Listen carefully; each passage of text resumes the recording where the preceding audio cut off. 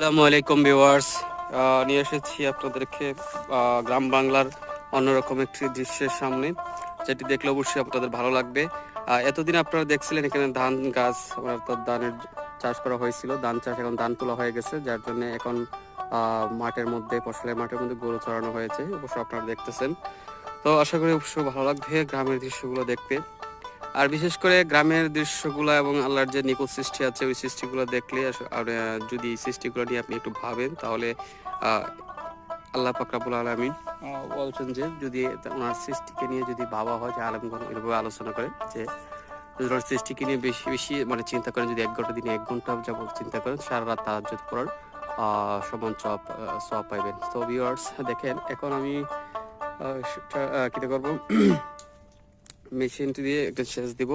পানির প্রয়োজন জমিতে, কারণ আমাদের এইদিকে এখন ধানও চাষ করবে, যেটা